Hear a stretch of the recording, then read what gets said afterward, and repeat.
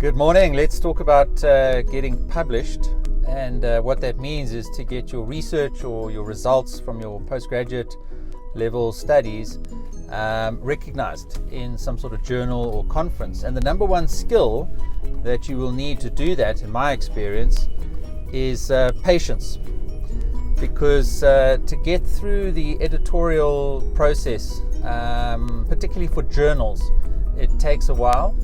And that's something that you will have to make peace with up front. People are often quite impatient to get published. And there's a couple of reasons for that. Number one is that you might actually be doing your degree by publication. Now, what that means is that, particularly at a PhD level, you might have to get published 3 or 4 times in order to get your degree. And your final report will actually consist of those 3 or 4 publications sort of bound together. And that's then what you submit instead of the traditional dissertation. Now, if you are doing a normal dissertational thesis, then your institution may actually require you, as part of the requirements, to at least have submitted a article to a journal for publication, or maybe more than that.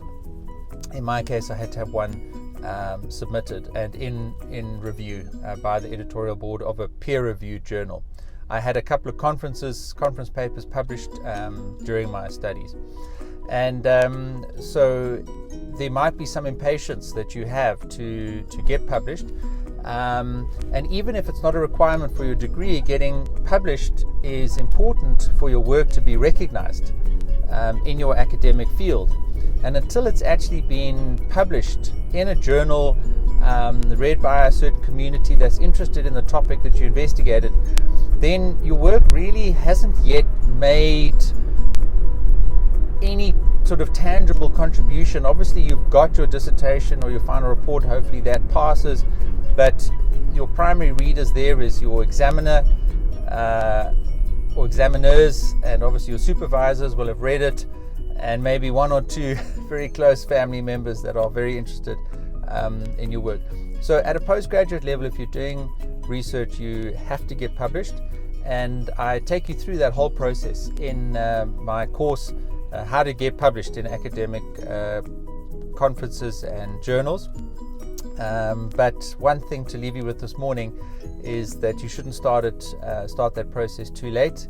And because you cannot submit your work to more than one journal or conference at the same time, you can't obviously spread your risk by submitting it in multiple places. That's really ethically not allowed.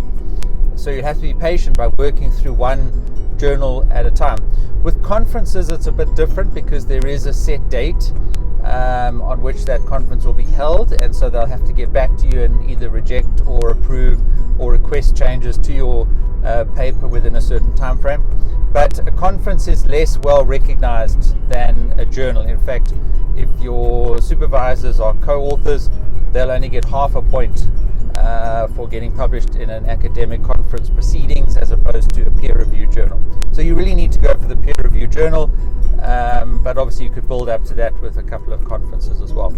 So be patient and make sure that's your end goal. Don't be too exhausted by the time you get to finishing your degree that you don't have enough energy to go through that process, to have the patience that you need to get your valuable academic research published.